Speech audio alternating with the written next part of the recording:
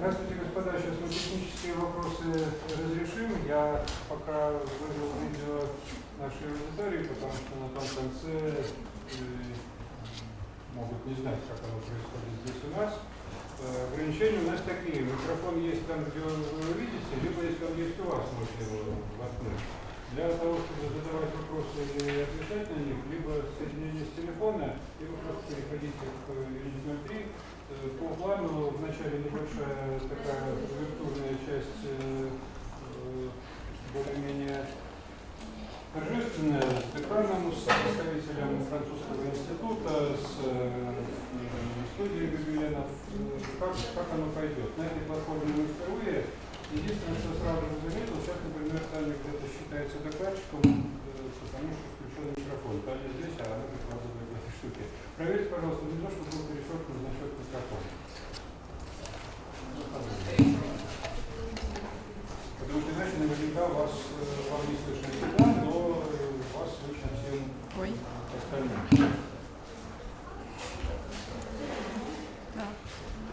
Когда дело пойдет, если нужен будет проектор свет, я приглашу, вы можете пригласить. В общем, по первому дню решим, как оно будет проходить. Если с телефона кто-то подключен, работает? Вроде да. Ну вот, тогда плюс еще телефон и плюс свои ноутбуки. По организационной части мне придется бегать больше, чем участникам мастер-класса, поэтому если что-то нужно, то вы спрашиваете, мы настроим это дело.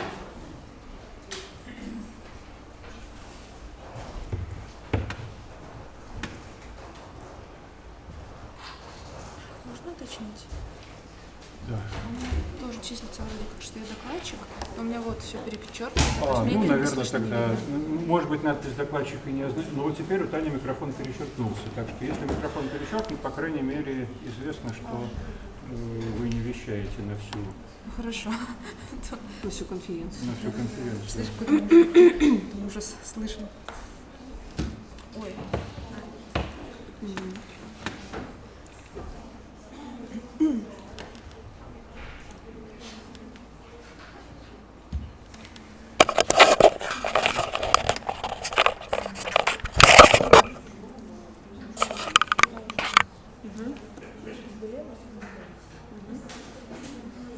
Ты так не подключился?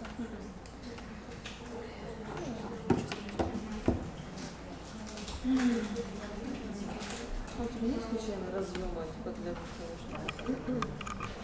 Надо будет как-нибудь себе. Вообще хорошо, что 30 людей. Вообще хорошо, что Где-то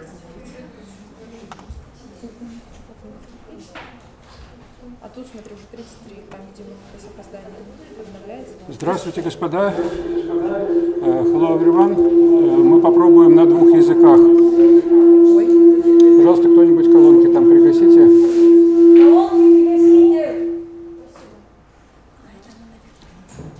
Я думаю, 1-2 минут нам хватит, чтобы приноровиться к новым техническим средствам. I think we'll spend like a minute or two adjusting to the new means of conferencing, because this is our first time in the Blackboard. Hello. Hello, I'm glad you can hear me. One less step to go. We can hear you. This meeting is positioned as a conference at our university, so we would like,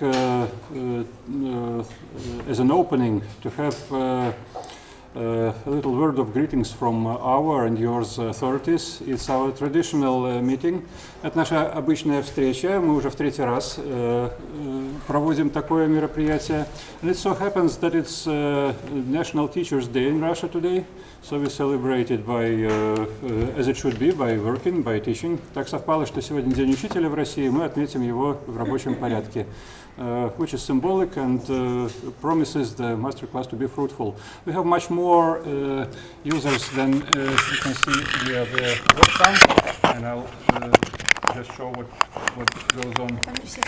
And not everyone fits in the field of view, of course. So we are more than it can seem. Так что нас гораздо больше, чем можно видеть в интерфейсе. И с нашей стороны я хотел бы дать слово нашему декану, нашему начальнику, благодаря которому эта конференция стала возможной, Петру Петровичу Иванцову.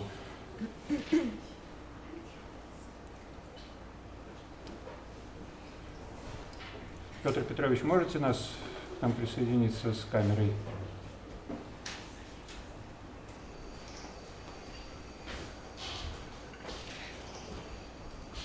Меня слышно, коллеги? Слышно. Прекрасно. Я с большим удовольствием приветствую наших друзей из школы Гобелен, с французского института в Санкт-Петербурге, конечно, наших студентов и преподавателей института. Сегодня у нас... Ладно, я переведу потом в целом смысл, извините, Петр Петрович. Переводите, ничего страшного. It's a great privilege for me to greet our colleagues from different universities and have all together. Я бы сказал, это небольшое преувеличение, что благодаря мне состоялась эта встреча. Это, конечно, безусловно, большая заслуга руководителей французского института Санкт-Петербурга, наших друзей из школы Гобелен. I think it's a bit of an exaggeration to say that I had been responsible for conducting this meeting. Much of the efforts has been made from the French Institute side and from the Studio Gobelin. У нас сложилась замечательная практика. Мы довольно чаще, хотя хотелось бы еще почаще встречаться с нашими друзьями. Вот, если не изменяет память, в конце октября последний у нас мастер-класс состоялся, да, с Даниэлем Ансеевым. We would like to meet more often, and the last masterclass has been last October, which is too far away from today. История наших отношений почти 20 лет. С 2002 года, если не изменяет память, мы довольно плотно сотрудничаем.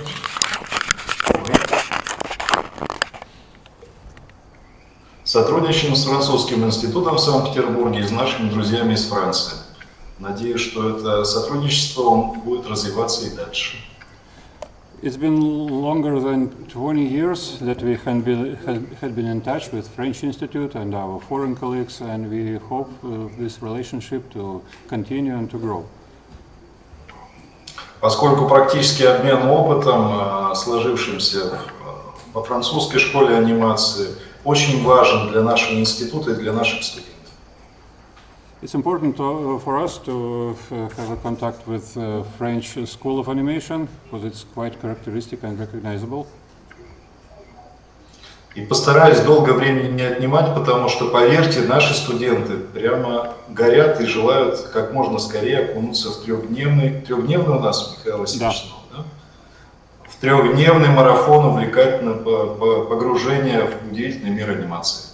I'll not spend very much time at it because the students are eager to get at it for the 3-day marathon of learning of animation. Спасибо, всем продуктивной работы, и обращаюсь к нашим студентам, не стесняйтесь, общайтесь и задавайте вопросы. Обратная связь тоже очень нужна. Thanks to all. Спасибо. Wishing you all fruitful work, and especially to the students, don't be shy and ask away if you have questions.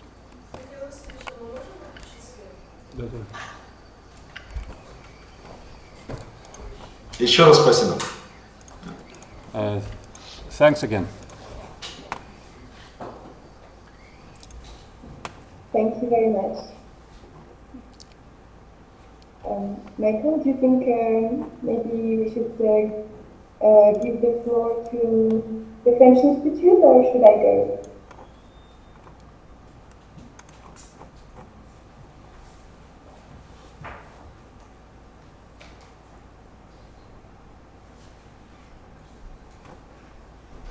Can you hear me? Рад видеть, Соня, вас снова с нами.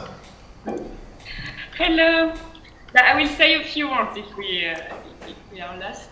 I'm very happy that we put in place this masterclass with the booklet for the third year. And I know you were really looking forward to it and that you enjoy a lot the masterclass that we did last year about 3D animation. In the context of the actual sanitary crisis, we chose one more time to do it online, but I really hope that next year we will finally be able to meet all together. But meanwhile, I'm really happy that to digitally introduce you to Emilie Almaida. Thank you, Emilie, for being here. Hello. Who is an expert in storyboard and teacher at one of the best animation school in the world, Les Gobelins, that you know already because we did a presentation of the school. So thank you to Emilie, thank you to Charlotte Sora at Les Gobelins and to Mikhail Konovalov at Bookit for coordination and organization. I won't be long because I know that you really can't wait to start, but just a few words to say that during the Cultural Forum, around 11th of November this year, students of Les Gobelins will come in St. Petersburg. They will show the result of the residency that they do with one Russian school, Scream School, maybe that you know, in Moscow, and two French schools, Les Gobelins and Les Beaux-Arts. So I hope that we will really be able to organize a short meeting with the students and your students so that they can meet in real life. So that's all. Thank you, Sonia. Yeah. I would like to say just a few words on behalf of Gobelin. Thank you so much. We are very happy to be organizing this masterclass and to welcome you all. We really would like to thank the French Institute in Russia and the Bookit for this opportunity. We are very happy to have the occasion to keep strengthening the relationship between Russian and French animation, thanks to our education programs. And we really hope to continue and develop this partnership even more next year, organizing masterclasses on site, hopefully, as you mentioned, Sonia. And for the students, we hope this will be the occasion to learn a lot about storyboarding techniques with our amazing teacher, Emilie Almaida. And without further ado, I will let Emilie introduce herself and start the course. Thank you. I will make just a brief summary of what has been said for the Russian audience, but I will mark it that the working language of the masterclass is English, so anyone is up to himself to adapt. Я быстренько переведу. Соня Гаспар, представитель Французского института по аудиовизуальным продуктам, напомнила, что это уже 4-я по счету наша встреча. Предыдущие все, так совпало, были по трехмерному моделированию. И, наконец, по storyboard, по раскадровке. Сейчас оба термина конкурируют в русском языке, что более широкую аудиторию охватывает. И Французский институт, как и мы, надеется, что следующие наши встречи будут в очном формате. Мы тоже надеялись, что Эмили сможет приехать к нам в Петербург, и мы сможем показать ей наш прекрасный город. Это в перспективах остается на будущие встречи. Кроме студии Gobelin есть еще 2 школы, которые анимационные темы затрагивают при совместных проектах обучения в России. I'm not going to translate any further, just the opening words, and the working language of the conference is English, so anyone help each other with translation as needed. Thank you.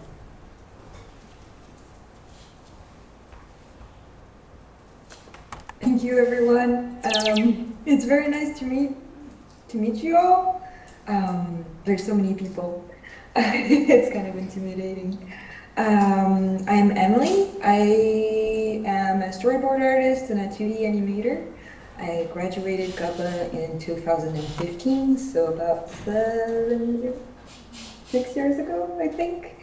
And I've been working professionally mostly on features, but also on commercials and TV shows.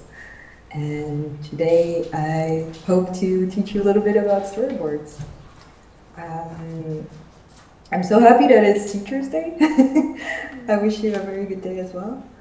And without further ado, we can start with the presentation.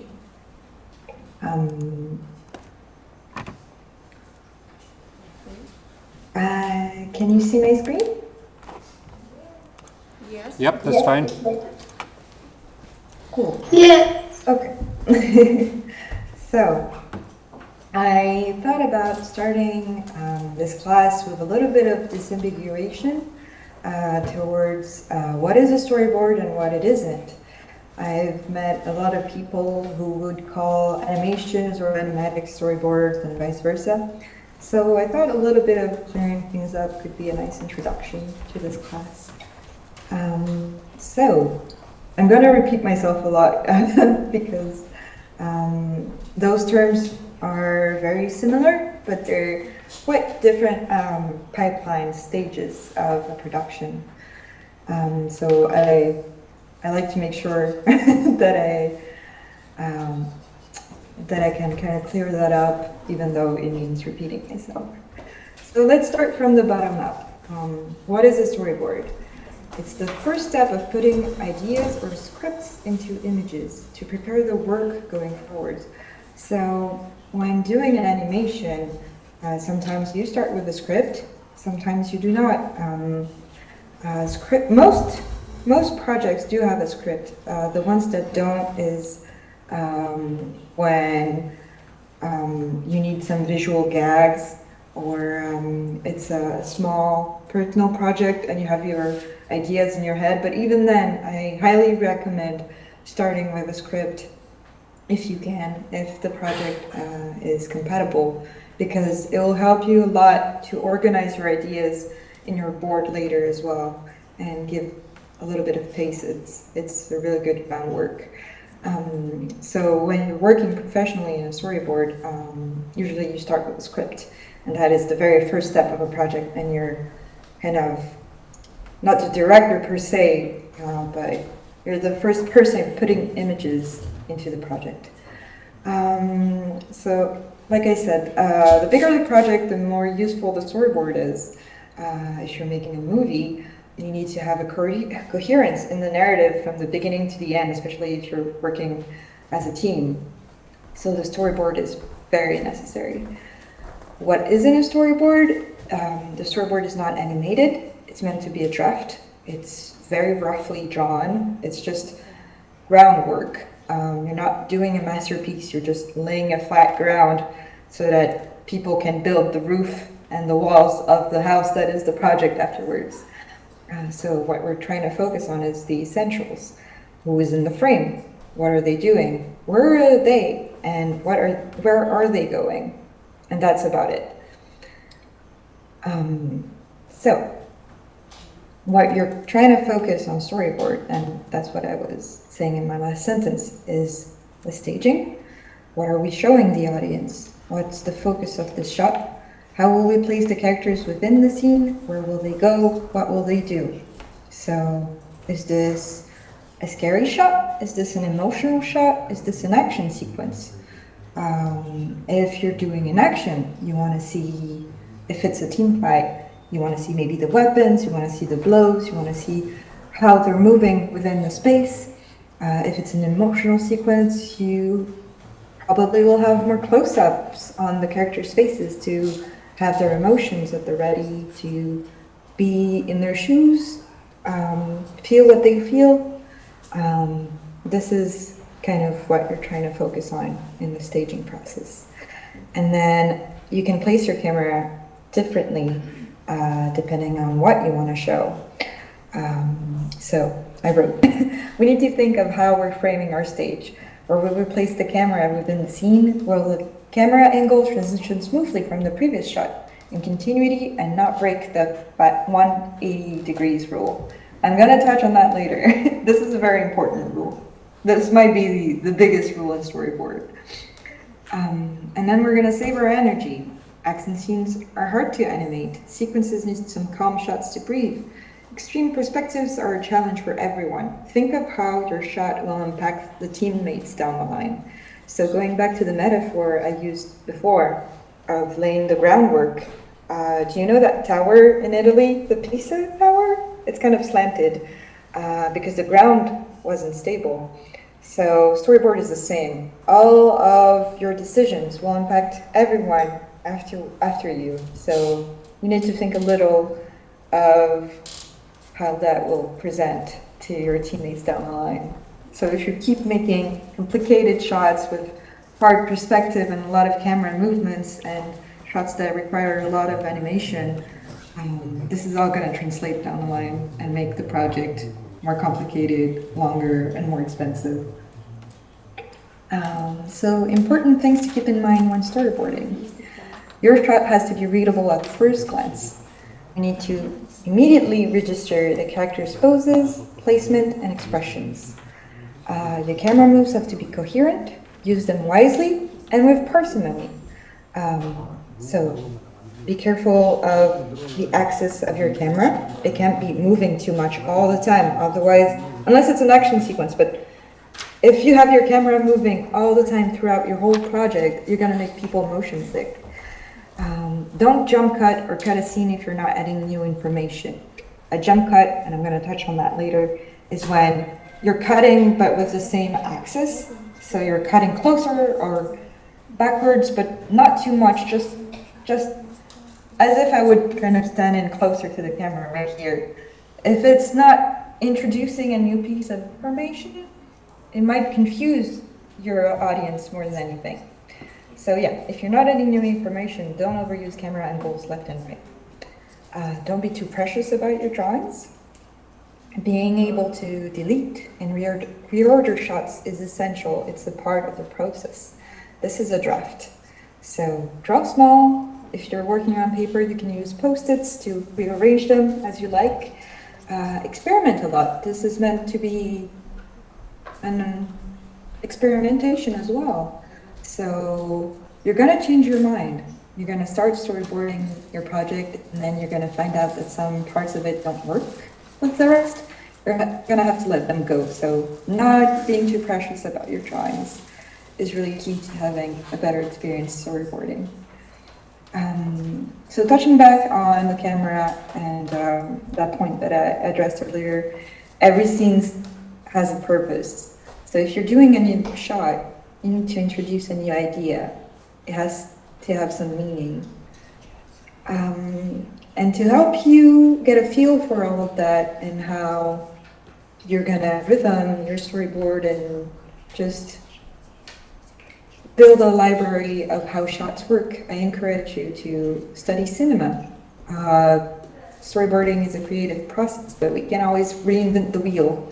A lot of good stuff's already been done, and it's smart to take from it. So pick your favorite movies, a lot of different movies and styles, and try drafting a little bit, like reverse engineering the storyboard from those movies, and you kind of draw a little bit, some small vignettes of sequences that strike you as interesting and important. Stay motivated. Storyboarding is really hard. It lingers in your mind. It's easy to get stuck. It's a lot of work. You have to think all the time of creative solutions to make a page of script work. For example, I've had to work on projects with animals that had to be animalistic in their acting. So no standing on 2 legs, they have to stand on 4 legs. And sometimes they had to interact with objects. How do you make an animal that only has its mouth as a tool interact with multiple objects at once is interesting. You have to find creative solutions where you don't show something where you can't make it work. So kind of have to be creative and on the lookout at all times. So it's always kind of takes a lot of energy of your brain, and that's normal. So you have to keep motivated, keep going. Look at the work done by professionals and beginners. Like inspiration comes from experience. So you have to live a little bit. You have to look around you. You have to keep being on the lookout for fresh ideas for this problem solving, and stay motivated because it's worth it. Do what is best for the narrative. If the script didn't factor some intrigue elements into account, or has a weird pacing, the rhythm is off, or something else that should be changed. For example, having a character that's an animal that can only hold something in their one thing in their mouth, but not multiple objects. Changes have to be made. It should be a little bit in your power to do so. So in a professional setting, you have to check with your superiors and discuss it, and don't impose your ideas willy-nilly. On a personal project, though, you can just change everything if it makes it better. And do not animate. It's a draft. You have to work fast. You just have to get ideas across. Don't start getting ahead of yourself and doing stages that are later in the production. So do not animate. It's a little bit more common to ask storyboard artists to break down the acting. Now usually that stage is given to a storyboard revisionist who's going to come afterwards, the storyboard artist, and add additional information like acting or better drawings, more character or color. Sometimes you also need to put the voices of the characters. You can be provided with sound clips of the voice actors, or sometimes you're going to have to add your own. That is a lot of extra work that go beyond the definition of storyboard work. Keep that in mind if you're working professionally, that if you're being tasked to do these additional steps, you need to factor them into the timing that you're going to give the production for when you're going to deliver the storyboard, and into your bill. So you need to charge better as well. I just had a notification sound. Is everything still working? Yes. Can I just have a confirmation that it's okay? Yes, everything is okay. Mikhail Konovalov will come soon, but now we are hearing you without him. Yes, but every information what you speak to us is very important and interesting. Yes, thank you. Thank you very much. Thank you. Okay, so shall I go on? Is it okay? Yes, go on. Take that as a yes. Yes. Okay, let's go then. So, tiny process tips for storyboarding. Where do you start? So you've just gotten your new script, and this is a brand new storyboard. So there's not a good way. Everybody does it a little bit different. But here are some general tips to help you if this is your couple of first times. Read over your script a couple of times over and allow for some time to let it sink in and meditate on it. So you might read the script and have ideas right away. What I would do is I have the script on paper and I just do some thumbnails in the margins of some ideas that hit me right away. So you can keep them, or you might lose them because they won't work in the continuity, but I find it nice to start drafting a little bit at this stage. Also, where do you plan on setting your characters within your stage? You can draw a top view of your scene to assist in planning all of this. It doesn't have to be a very complicated drawing. Just imagine a camera from the sky, and just if you have a reference of the background the characters are in, or if you don't have any idea of where they are globally. Let's say they're in a room. It helps to kind of just draw the square rectangle of the room and just place your characters like pawns of a checkboard so that you know where they're moving around and where they're standing, and you kind of keep in place where they are throughout your script. A map is very, very helpful. You can doodle some thumbnails in the margin of your script to keep a trace of them.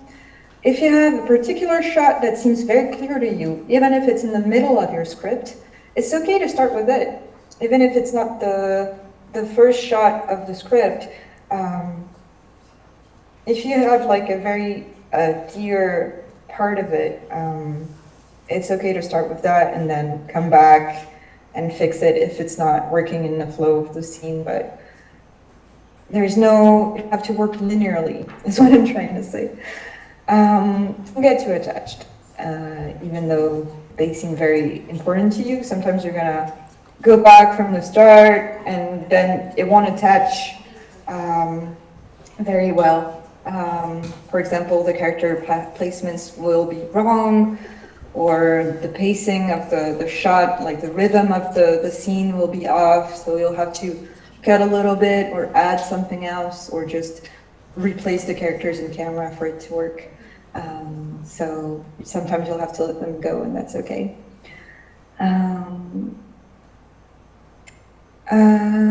So yeah, when you're starting a new shot as well, it helps to have, what's it called? An overview. So let's say new shot, the characters are in a garden.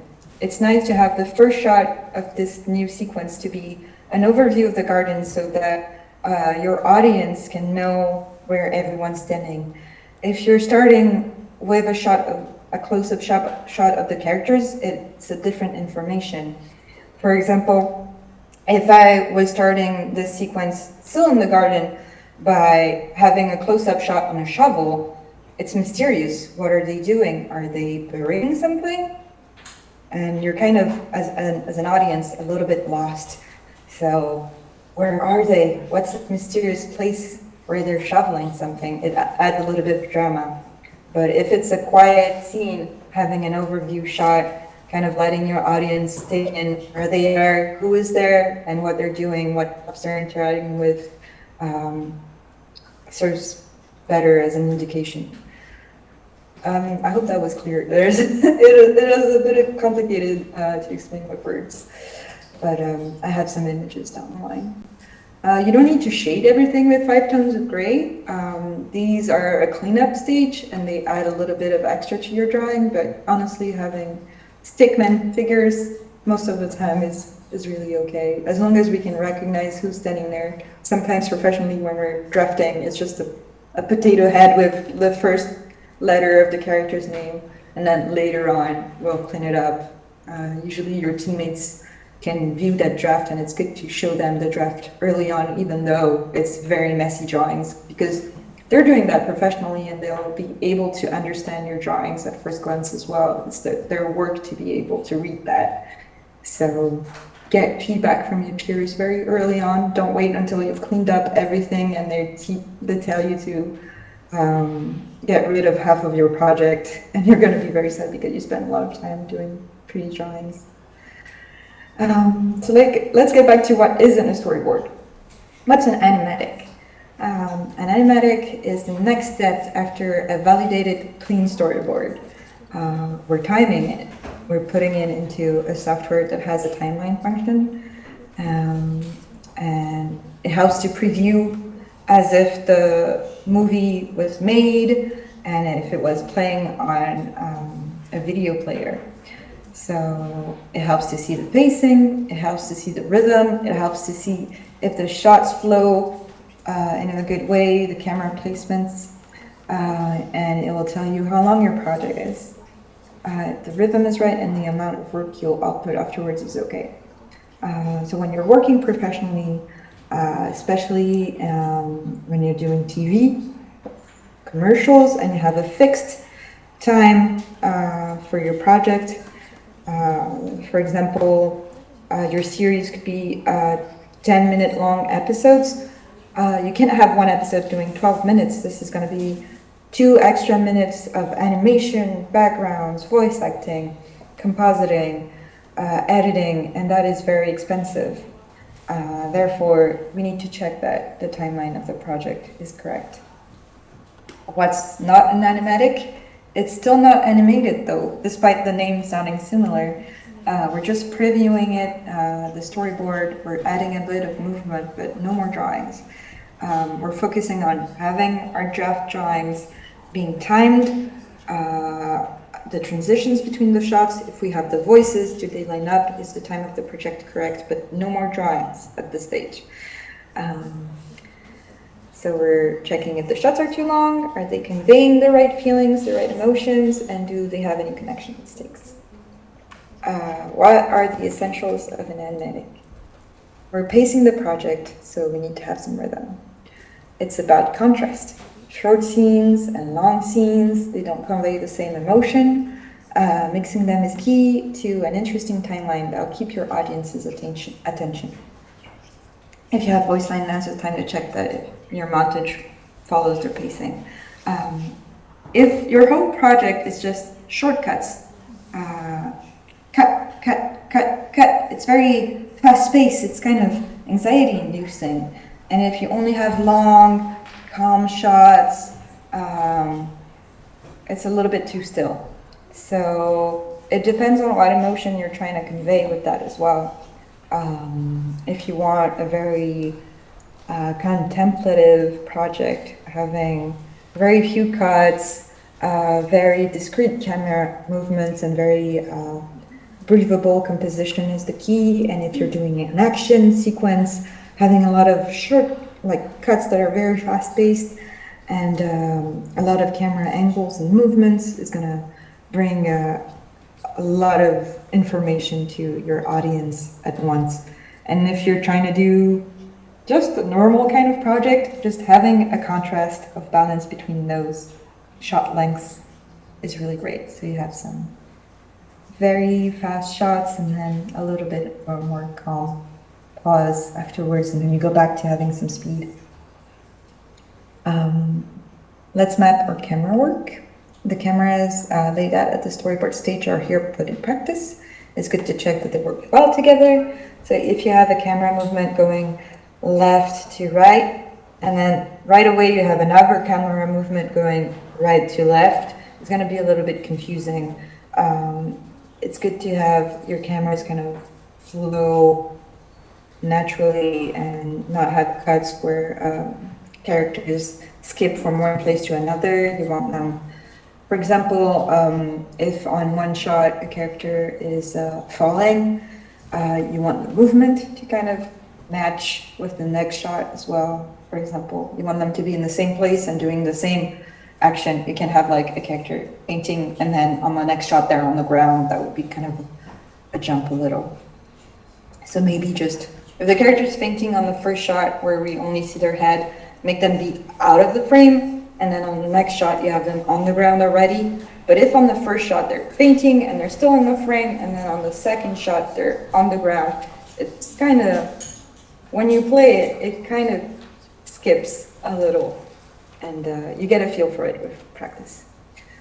Don't be afraid to do some trimming. The animatic is still part of the drafting stage. We're testing the storyboard, so it's a little bit thrilling and emboldening to see how much you can cut actually. So don't be afraid to let go of the ideas that you're kind of like it, but it's not working. Cut it, try it. You can always save your project and open it up again if you feel that the cut was unnecessary, but try to cut as much as you possibly can and still see if it still works. And sometimes it does, and it's better this way. So yeah, keep what's really important, what adds to the story and what gives a nice rhythm and good information to your audience. Another stage down the pipeline is layout. We're making our way towards what's animation compared to storyboards.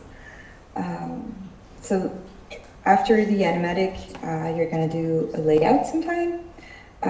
It's very important in a professional production. You distribute the work between the teams. So a storyboarded shot will be divided into backgrounds and key poses of the characters, so that despite the background artists and the character artists working separately, sometimes they still match in the end. The characters will be on model, on the right perspective, and touching the right props or exiting through the right places. And layout is still not an animation though, so the character layouts are comprised of at least one pose, sometimes two, but very seldom anymore.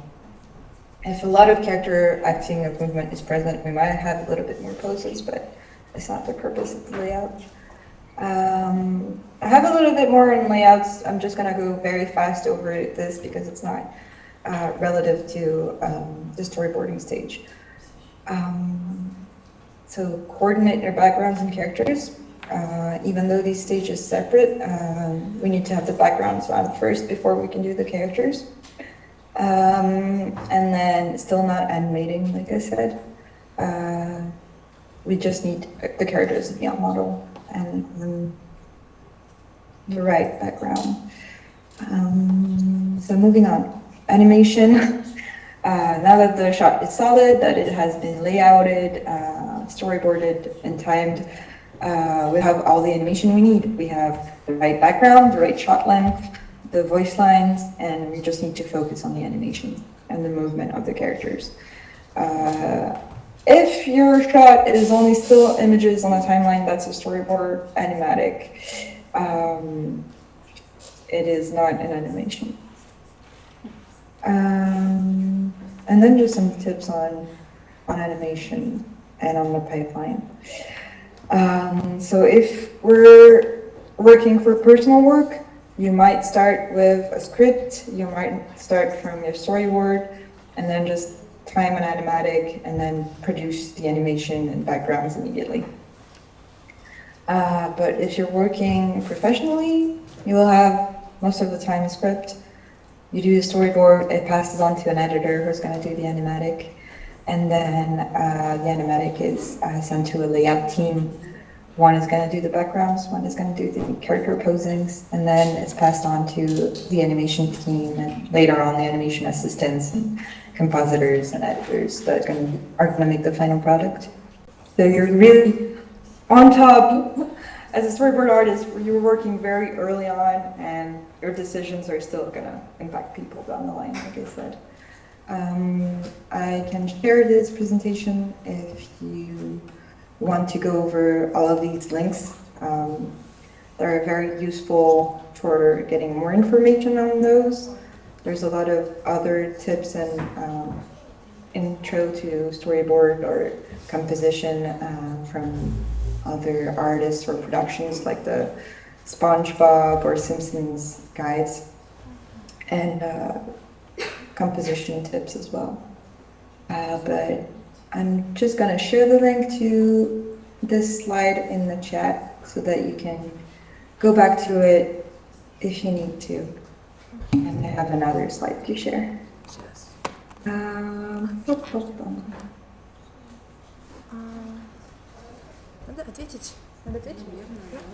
Okay. Thank you very much. It was very helpful for everyone. Yes. In this auditorium. And thank you for links. To be honest, I don't know. Is it sent or not?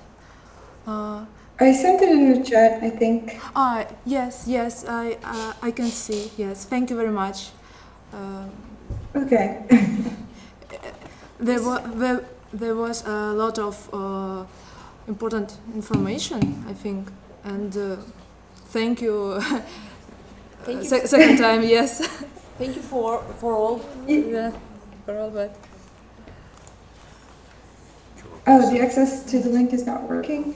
Let me see if I need to change the restrictions. Anyone with this link should be able to view it. Сейчас. Я пропустила что-то. I'm sorry, what did you say? Да нет. If you have questions on that first part of the class, we can do a short Q&A. Yeah, all right. Вопрос, короче. Вопрос у нас? Hello, I have some questions. Sure. Alright, so I've noticed that you barely spoke about color scripts. So my question is, where yeah. does the color script apply in the process of creating animation? Along with the storyboard. The color script would be after some storyboard work has been done. Sometimes it starts very early in the professional setting. So as long as we have a little bit of script ready or one of two shots already drawn, you can have a beginning of a color script.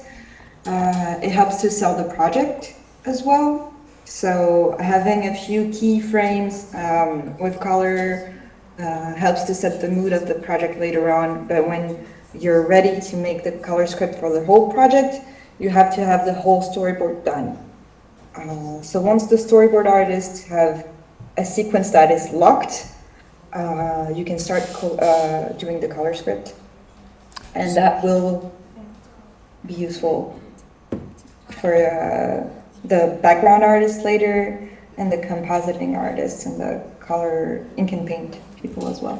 So do we make color script before making an animatic, right? It can be done alongside the animatic. The animatic will probably be black and white. Right. You can always make a new animatic with some color script, but I've never seen that done in a professional setting. So Usually the color script is a draft used by the background artist later. I see. So it's is it better to have a set idea for color script before you're making a storyboard or after? Or it doesn't really matter? If you're working on a personal project with a small team, especially if you're alone, usually you're going to do all of these steps kind of at the same time in your head. So as you're doing the storyboard, you're already thinking of colors because you'll have to do them yourself later. But when you're working professionally, it's a completely different team doing the color script. So they need the actual shots that are going to be used so that they can make the reference on it, but it's not going to be used as an animatic now. Okay, just for an example, could you show us some storyboards that you have that are not under NDA or something like that? Yes, please. Sadly, they're under NDA right now. Yeah, maybe you're just not allowed to show us because it's work in progress or something, you know? Yes, and Yeah, the latest work I've done is still under NDA. Sadly, I did not prepare it for today, but I can prepare some. Yeah, for tomorrow. but we just really want to see professional examples of the storyboard, you know?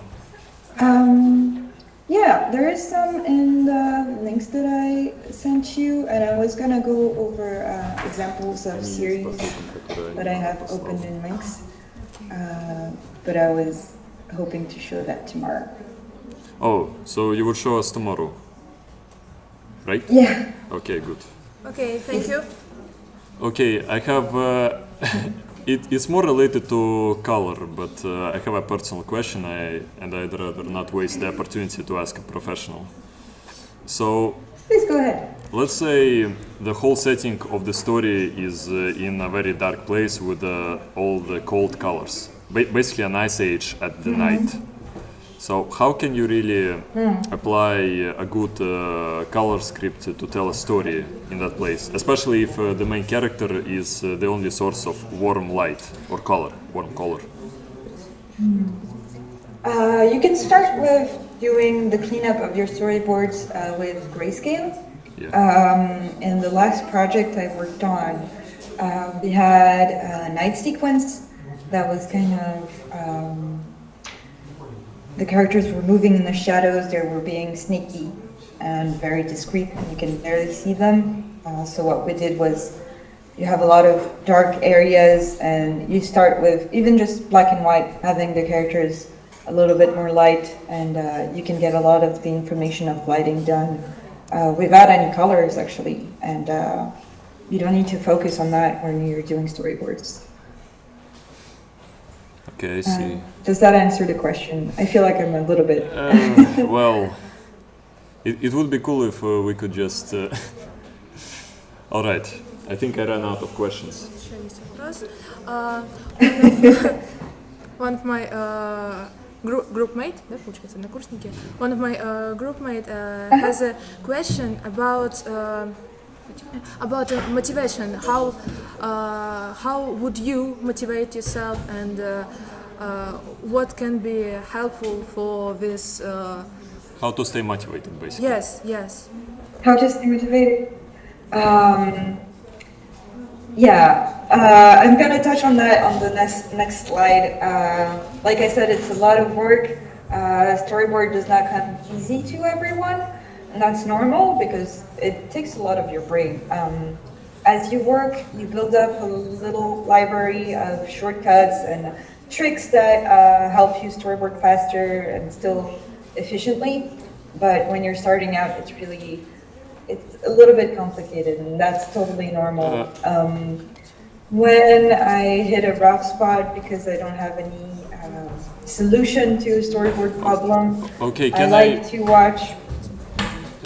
Can I ask another question? Is how to stay productive? Because, for example, I'm more of an artist than animator, so when I want to really stay productive, like not to wear myself out right away, I paint for an hour and then I rest for 30 minutes. I do something else.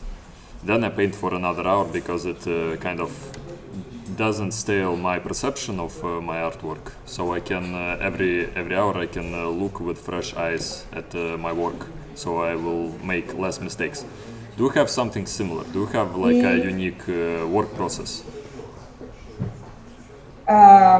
Work processes are different for everyone, and to kind of finish on this being motivated aspect, yes, taking breaks is important. If you're hitting a wall, you need to step back and do something that you enjoy. Also, even though you're stuck sometime, so if one particular sequence is really hard to board, work on another sequence, work on another part that you feel is more easy, or just try to get one or two ideas down, kind of break it down, cut it into small pieces, do a small piece, you've done that, move to something else, and then go back. That helps to still get chunks done. The Pomodoro technique also helps. So if you have a hard time staying focused, you work hard for 20 minutes, half an hour, 1 hour, and then you have a break for 5-10 minutes, half an hour, and you repeat that. So having this sort of interval method also helps me when I'm really having a hard time. But yeah, stay motivated. If you can, share with your peers your work. They can give you feedback. So I know that when you're working under NDA, you cannot show to a lot of people what you're doing, but sometimes you have teammates, so you can show them because they're under the same NDA as you. And if you do not have an NDA and you have the luxury of sharing to close friends, having their feedback or at least their encouragement, having them cheer you on also helps. Let me think if I have another motivation or focusing techniques that I can think of. Okay, thank you. We have another question. It's about how do you make a really cool perspective shots? I have a link for Toma Roman's guides for how perspective work. This is more about how to composition backgrounds and stuff. I'm gonna touch on that on this next slide when I will start on it. And also, you were asking about lighting and stuff, and it also speaks about that. So yeah, all about lighting and composition, angles and camera angles are gonna be on my next slide.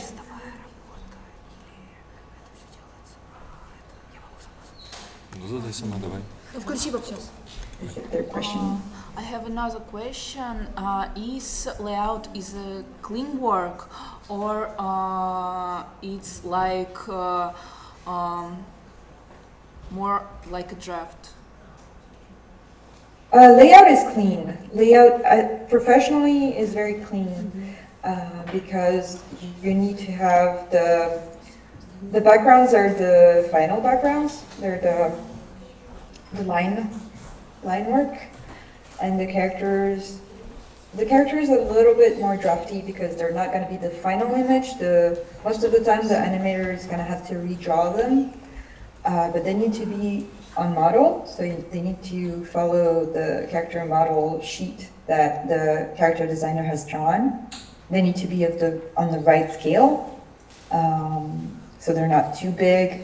For example, if they're sitting on a chair or having a glass of water, these have to be the right scale, and they have to be, the other characters proportionally have to be on the right scale as well. So if you have a tall character and a small character, they need to follow the lineup of the model sheet as well. So the background is going to be most of the time very clean, usually the final version.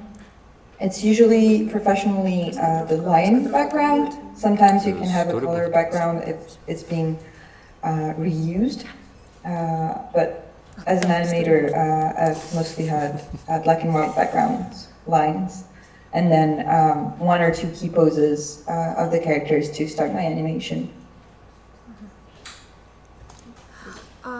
And we have another question about storyboarding. How many times for all your project? How many times you spend for storyboarding? Yes.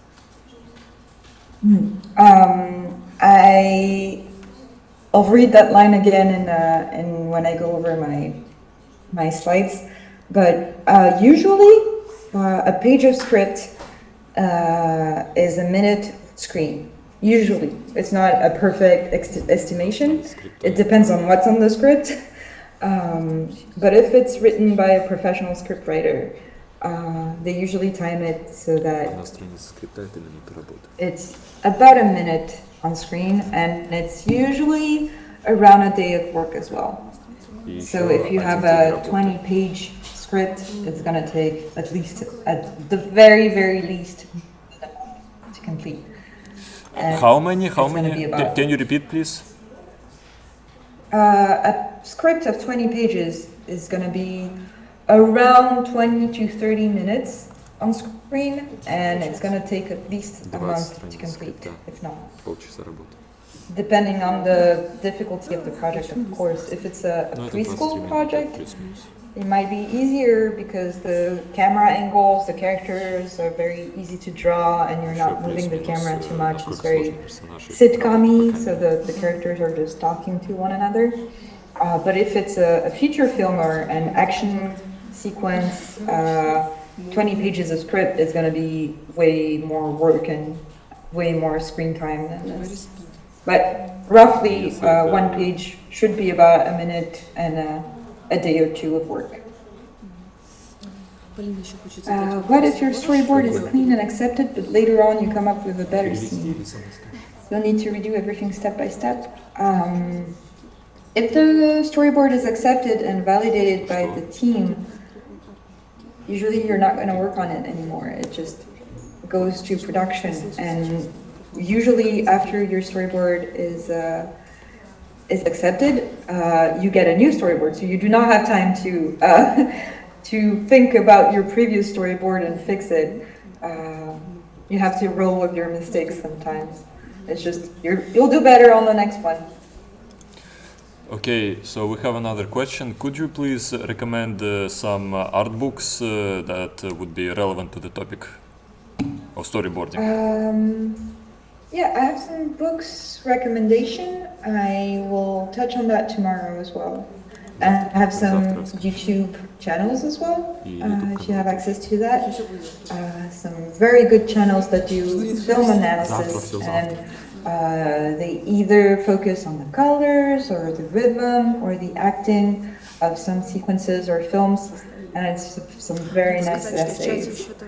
A lot of those links can be found at the end of the slide I just shared, but I'm gonna send some new ones tomorrow. By the way, if you will check chat, there are some questions there as well. Do you see it? I answered. Oh, you Yeah, answered. I Okay. answered it. Okay, I'm sorry, I'm not paying attention. Thank you for It's okay. asking our question. No, Our for questions. answering. For answering, yes. I'm sorry. Thank you. Thank you. I hope I'm answering them. It's kind of hard to. No, it's always all kind of hard to it's all see recorded, here. so we can always check back on it. You know. Yes. Yeah, but sometimes you're not getting the point of the question, you know. So I hope I was on point and I answered it correctly. No, it's okay. We still have 1 hour, so I can try to do this next slide, and then we can do some Q&A again about it. Is that okay? Yes. All right, let's dive into more precisely storyboard process. Сейчас будет еще слайдов, и потом у нас снова So, будет Q&A. how do you get started with a storyboard? It takes a lot of skills to make a storyboard. It's one of the most complex stages and very important stages of the animation process, as we saw in the previous slide. You will need draftsmanship, framing knowledge, acting knowledge, composition knowledge. You will probably need to know how to do action or comedy and understand how to rhythm it. And sometimes you need to fix the writing of the script as well. Like I said, sometimes you have some stuff that does not work, that the script writer didn't think about, and when you're trying to draw it, it doesn't work, so you need to kind of rework the script. But don't worry, we're going to break those down, and all of these can be improved with practice as well. Like I said, at first you're not going to know any tricks about composition or camera placement, but as you exercise it, it'll come more naturally to you. Explaining storyboard is difficult because it's an image stuff. There's no real way or right way to do storyboards. Action series are different from comedy series, and feature boards differ from sitcom boards. We're gonna dive into that a little bit more. So about composition, we're gonna see about camera shot scaling, negative space, shot geometry, the light, and camera moves and aperture. Here are some focal lengths. We're not doing live action. We're not using actual gear to film the action, but we have to pretend that we do. So here are some actual camera facts that you can use when you're drawing your storyboard. When you have a very close-up, very flat shot like that of the house, as we can see on the right, as you can see my cursor, it's good for focusing on the character. And when you have a big wide shot, it's good for seeing the landscape and the setting and the place where your characters are going to be interacting. And all of these examples on the bottom half are nice to kind of display what I mean. The further your perspective points are, the more it's going to be about the background, and the closer they are, the more it's going to be about the characters. Here are some, okay, this is for comics, but it's still different kind of shots of the same character. So we have an overall shot, so the character is at the train station. This is the information that we see. If we have this shot of the character on the train deck, we're kind of more into the character's story. They're waiting something, whereas the previous shot was just an establishing. If we have a very close-up shot of her eye, the message of the shot is more, what is she looking at? Or maybe she's going to have an eye twitch, so we're in her head, sort of figuratively. And then we have some couple of different shots. If you tilt the shot, it's going to be unstable. It's a Dutch angle. and a Dutch angle is good to convey some sort of malaise. So if something is wrong, if something isn't right, if there's some deceit, it's a good angle to kind of show that there's something malicious going on. If you have a down shot like that, we're kind of having a predator view of the character. So maybe some danger is going to happen upon her, or there's some other character looking down on her and she doesn't know about it. If we have a down angle, an upward angle like the last drawing, it's actually a small character or a small device on the ground having another point of view, and she's looking down on us literally. So it could show that she's taller or more important than something else, for example. I have more different shots. Those are still for comics, but I really love this image. I find it very interesting to kind of have a variation of composition ideas and ways to introduce some mood into your storyboard. So you can have different kinds of close-up, different kinds of staging. If you have a dialogue between two characters, you can either have them both on the same plane or be behind one of them and see their point of view. And you could either be further away or like outside of the car, even if they're talking in it.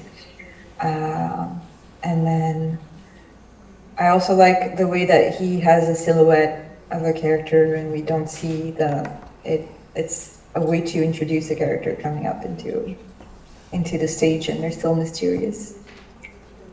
So it's just, I'll link this slide as well so you'll be able to look in detail into all of these drawings and see these different sort of ideas, the reflection through the window, inside the house with the silhouette. It's all ways to kind of, you know, this scene I could maybe use one of these panels, they always work. So touching back on negative space and white space, it's a totally different mood to have the characters in front of a light source or them being lit by a very moody lighting. The more your shot is dark, the more you're going to be with your characters and focusing on them because you're not going to see what's outside. We're going to touch on the rule of thirds later, but these are some very good ambience shots. So you don't need to have a lot of information in your shot, but you need to have good information. And what I like about these two images is that they're readable at first glance, those panels on the left. You can totally see what's important here. It's the character, and he's framed by the background, and we get a sense of scale that he's somewhere magnificent and very big. And a beginner storyboard artist might have had a more close-up shot, and you don't feel the magnificence of the background or the threat of the character with the pistol. But by being very bold and by taking a lot of screen space for just one information like that, you can add a lot more weight and depth to your shot. And yeah, you don't need to be everything in the center, everything at the same camera distance. It's nice to have a little bit of change.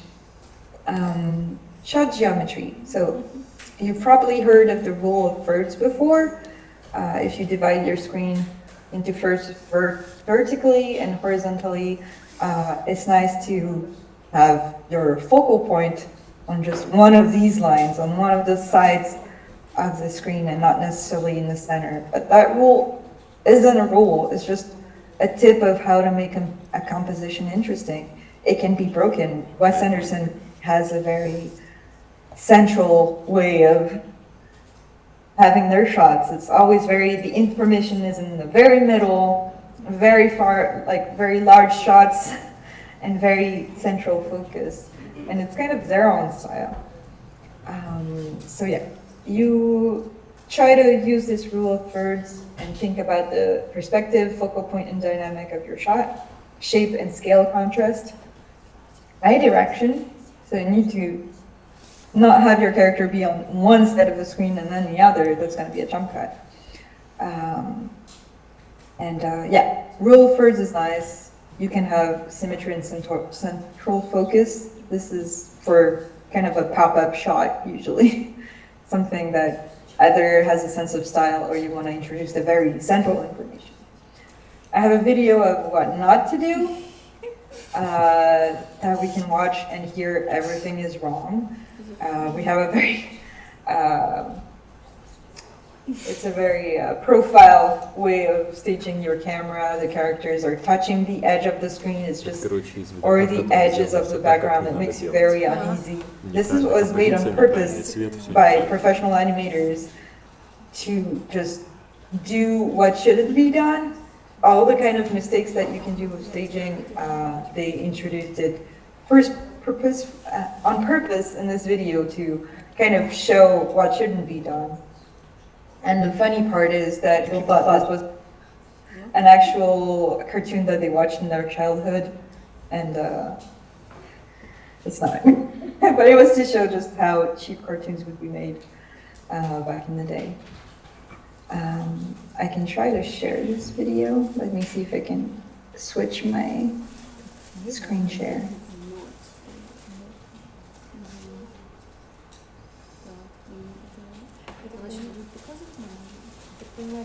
Is this working? Yes. So here we have a visual knot with her waist section being on the same line as the horizon. Is just very unsettling.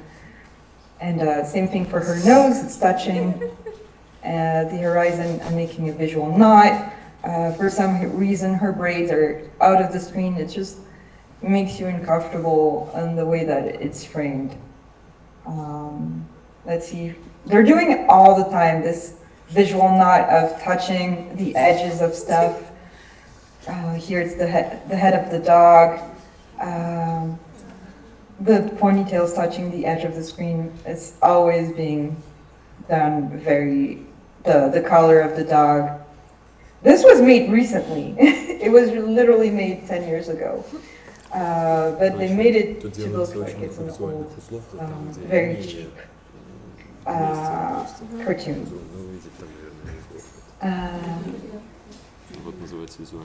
Let's go back to my slide.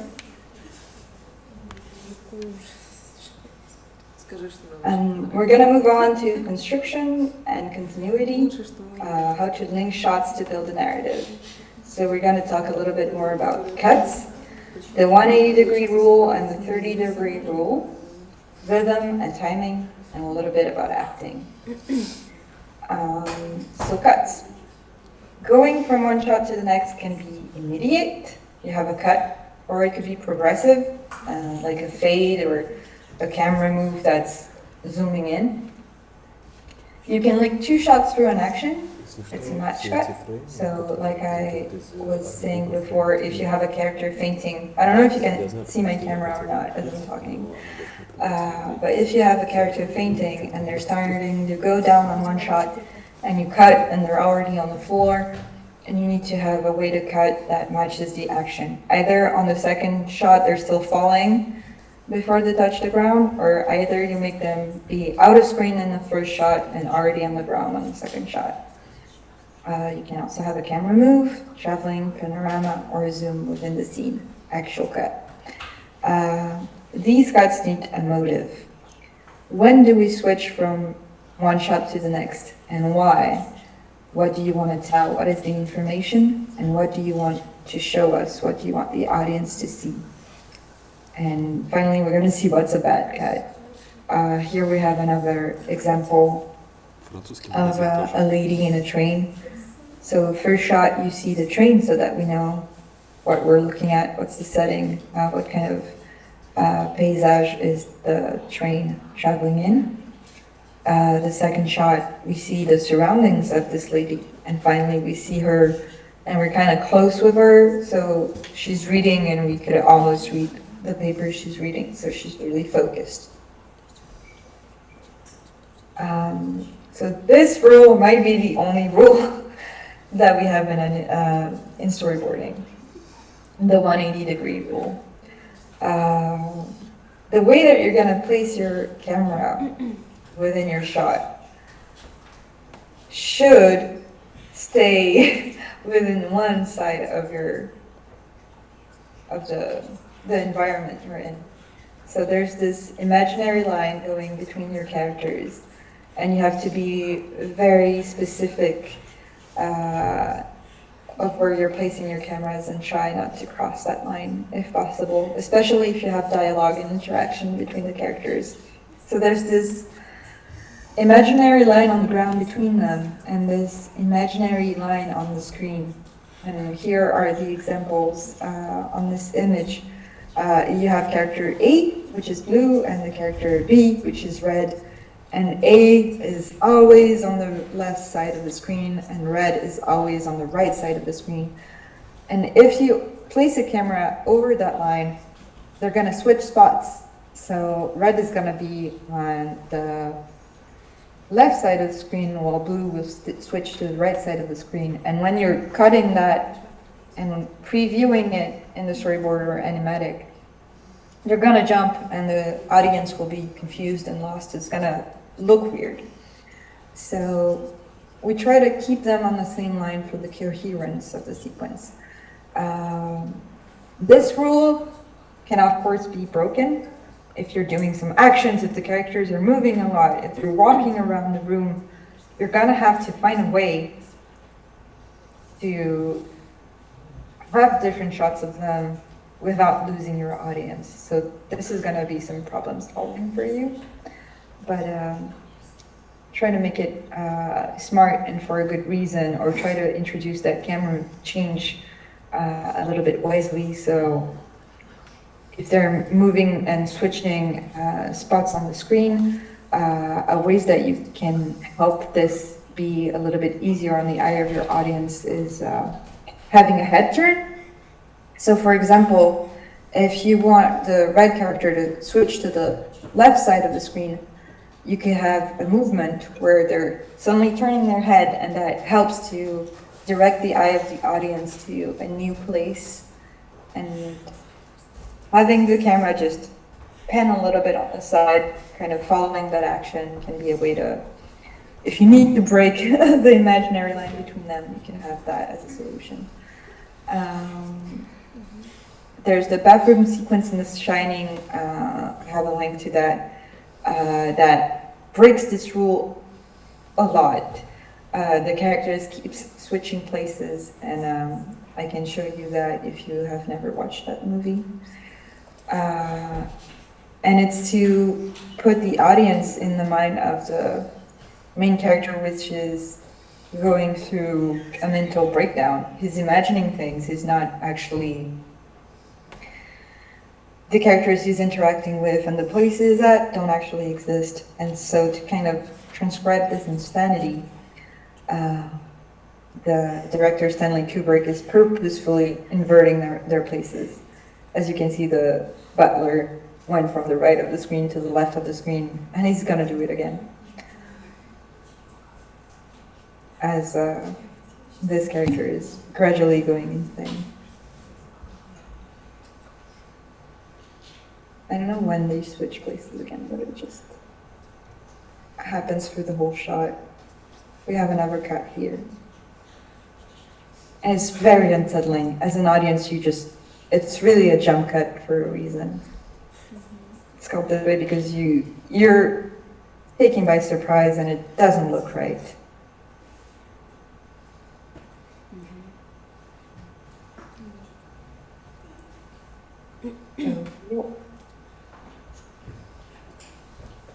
We have another small rule, which is the 30-degree rule.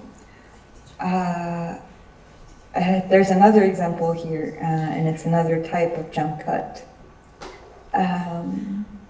If you're trying to follow this imaginary line and placing your cameras, and you just change it a little bit between shots, it's gonna feel like a weird zoom shot, and again, it's gonna jump and unsettle your audience. It's kind of hard to explain. But like I said, every new cut should be purposeful, should have a reason and a motive. So if you're cutting for no reason a little bit closer to the characters with just a little bit of a different angle, it's gonna jump. We have an example down here with Finn and Jake from Adventure Time. So we have shot 1 and shot B, and they're kind of in the same angle, and it's not introducing any new sort of information. They're taking about the same space on the screen. It's kind of a little bit weird. So if you want to do a cut, but you don't want it to be too drastic, try to have it at least a little bit bigger than 30 degrees so that it introduces a new information, a radical new shot into the sequence. On the second example, it's a little bit bigger, and so it makes a little bit more sense. They could be walking on shot A and talking on shot B, and we're more into their faces and focusing more into their emotion on the previous shot. Whereas on these two first examples, they're relatively the same, so it's not introducing any new information. It's just gonna look weird. Back on that 180 degrees rule. You have character A and character B on one side of the screen, and if you change that, it's gonna look very weird like this. It's just a bigger example, it's just the same. Rhythm and timing. If you have some juxtaposition, that's a hard word to pronounce, juxtaposition or parallel editing. For example, you have one character doing an action somewhere, and somewhere else another character is doing something at the same time. You have two isolated narratives in a different time or space, edited and cut together to create a new information in the sequence. For example, I didn't add a video link, but at the end of Gattaca, if you haven't seen that movie, I'm gonna try not to spoil it for you if you haven't watched it, but two characters are kind of exchanging their lives. So one of them is impersonating their friend with their collaboration. This is not behind their back. So a very intelligent character doesn't want to be in a very high position that he could have access to, whereas his friend, who's not as well born, wants to achieve more but cannot because of his lineage, and they kind of trade spaces like the prince and the pauper. And at the very end of the movie, the pauper finally ascends to what he hoped to achieve, whereas the prince, who let go of his rights, is actually in a very bad place. And editing cuts both of their lives together so that you can see the contrast between the one who doesn't have the rights to accessing where he's going, finally achieving their dream, and their friend who could have done all that but is actually in a very bad place, and they kind of answer each other, and it's very interesting. There's also sequences from Apocalypse Now that kind of have the same flow. Image and sound can also connect things together. Music can add a tempo to a sequence and drive the narrative. So for heist movies, you have a lot of music kind of helping pace the action when they're trying to show a lot of information, when they're doing steps, trying to break into a bank or something. All the characters are doing a lot of actions at different times, and you have the music kind of tying it together and just giving it a rhythm, and it's making it super interesting, even though they're just maybe like pushing a cart or something. You also have choreographed scenes for action, comedy, or dance. You can have the movie Whiplash, where they're making music using the battery, and the music is really driving this action, making it very fast-paced, and we're really into the character's action. The Jackie Chan comedy action movies, and I think I have a link to an essay about those, use a lot of choreography for the fights and also having comedy tied in as well. So not only are they fighting, but they're also making jokes. And that is a nice example of rhythm and timing and how to handle all of these things at once. And also have the Atonement opening sequence that I can find really easily.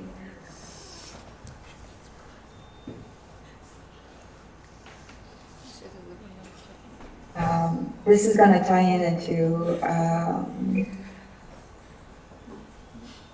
having diegetic sound in contrast to non-diegetic sound, and that is a complicated word to explain sound that comes from the action that you're watching or sound that comes from outside. So, for example, diegetic sound is when a character is listening to music on their record player in the room, and non-diegetic sound is when there's music on top of the action. So like I said, for the heist, if you have a music playing, the characters aren't hearing that music. It's on top of the edit. But if they're playing music on the record, it's diegetic, it's a sound that the characters can hear. And this sequence goes from having sound that's diegetic to non-diegetic. I don't know if you guys can hear the sound of the movie, but if not, I can transcribe. Yeah, we hear the sound. Cool. So, we can hear some piping sounds, and it's the title, but at the same time, it's the character typing writing machine. I'm just going to skip a little bit ahead.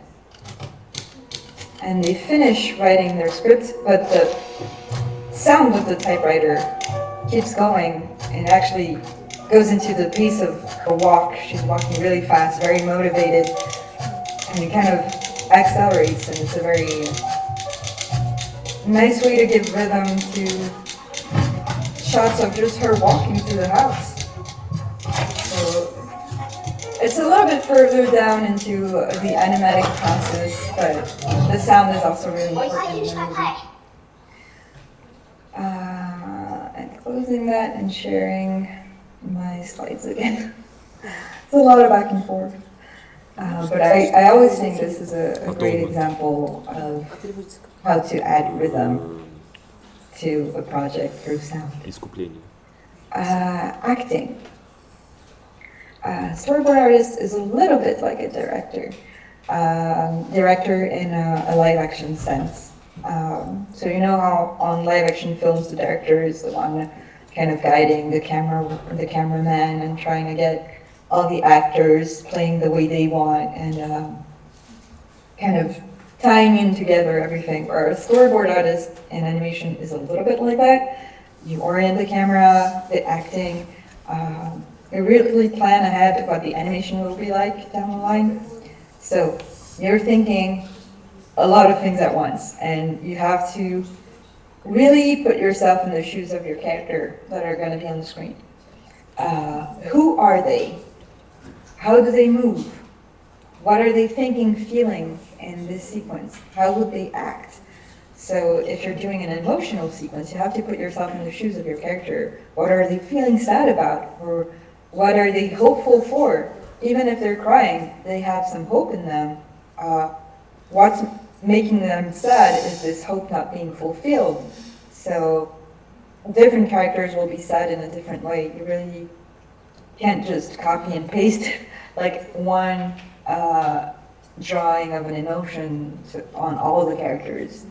Some are going to be more reserved, some are going to be more extravagant on the way that they're going to show their feelings, and you have to really know the characters that you're going to board before you do, and the way that your characters interact. They have different relationships. Some are going to be more dominating, some are going to be more submissive. They might be enemies, they might be friends, They might support each other, they might be in a seduction or manipulation dynamic, etc. And you have to keep those in mind when you're having them interact and keep them in character. And again, if you're choreographing action scenes and combat or dance or comedy, you have to gather a lot of reference of how those look in order to be able to put them in your script. This is really hard work. It's very specific kind of work. I'm more of a emotional storyboard artist, so action is really hard for me. But we're going to dive into that a little bit tomorrow, into what's the difference into boarding action, whereas what's the difference between boarding emotion. A work method. So let's start storyboarding smart. First step is to read and analyze the script, like I've touched before. Have a planning, thumbnails, pitch and validation, and clean up. So, how to decrypt the script? Read the script several times. It's good to start drafting in the margins, but you have to read it from beginning to end several times to not miss any information, to be sure that you understand what the characters are doing, thinking, and feeling. First read of the script is not enough for that. You have to go over it several times.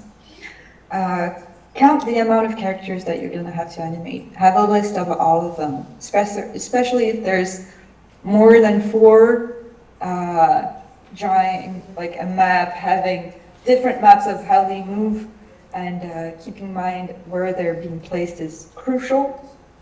What is their role? What is their dynamic between them? The movement within the sequence, where they're going, etc. You can draw some quick ideas in the margin, like I said before, and to understand the needs and wants of the director and screenwriter. So professionally, usually, you're going to be having a brief about your sequence. So you're going to have the script, all of you, and the director, the lead storyboard artist, the storyboard artist, which other part you're doing in that scenario.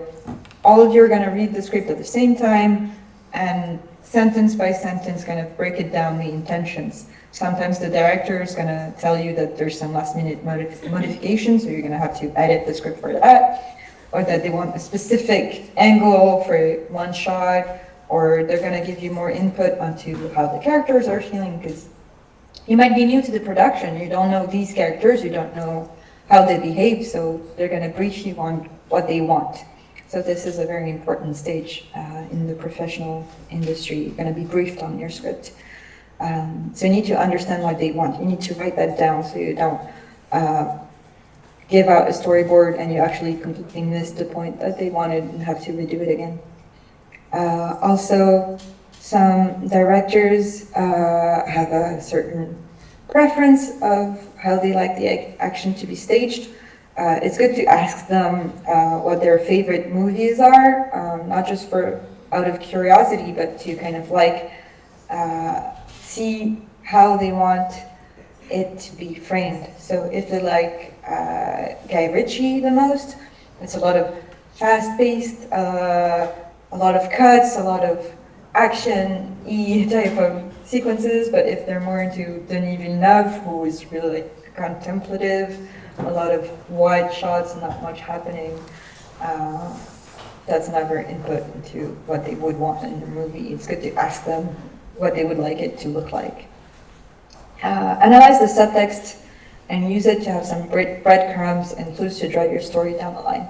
For example, the script that you have is about a mysterious object that's going to be used later in the movie. There's different shots that you can introduce this item in. So you kind of have it in the background, or the characters maybe interact with it, so that it doesn't come out of the blue later. Or if maybe one of the characters is going to betray one later, it's good to know that maybe we can have some hints in this sequence that they might be a little bit more shady than you would have believed. So having an overall knowledge of the project is good. Sometimes you don't have all of these information when you're starting professionally on a project. You only have one sequence or one episode and you don't know the grand scheme of things. But if you can, try to know how this ties into the project globally, so that you can have some breadcrumbs. Start giving out the ideas that are going to be used outline. And if you struggle to visualize the setup, like I said, draw a map from a bird's eye camera down type of view and place characters. You can even have some cutouts of paper so that you can move them around like chess pieces, or just use some props around your house, like a bottle, and this is going to be character A, and this is going to be character B, and you just place them, and you try moving them around and watching them, and just... Another tip that I didn't write into this slide that's good for composition, that I'm just thinking about now, so I'm going to say it now. Have a piece of paper and cut like a cinematographic format into it, so you make sort of a window into your sheet of paper, and you take that paper with you and you try to frame stuff around you in an interesting way. And if you have props that are supposed to be your characters, place them on the table, in like on a square thing or on a round thing, and you try to frame them around with that paper. And this is going to help you so much if you're stuck, especially if you don't know how to place your characters or your camera. Having this sort of virtual 3D live thing is very helpful. Or if you have 3D knowledge, open up your 3D software, place some balls and rectangles in them, just move your camera around and use that as a draft. And you just draw on top of it. Save yourself some time and energy, and just sometimes it'll unlock you if you're stuck. But this should be a fast process. Don't waste any time like modeling a whole background and characters to place, of course. Just have like some props and just your sheet of paper with a hole in it, and just try to find solutions of composition like that. Here I have this drawing of my friend Chloe, who's also a storyboard artist. And she gets really stressed when she's boarding. So planning your storyboard helps to ease that stress. Count the number of days until the deadline. So let's say you have a script for an episode of a TV show, and you have 4 weeks to have it done as a rough storyboard. You're going to count your number of pages.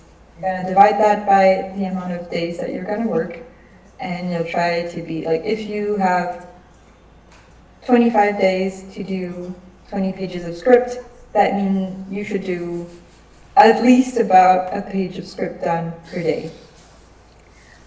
So you count the number of days until the deadline. Maybe you're not going to do a whole page of script a day because you're going to do a rough pass at first.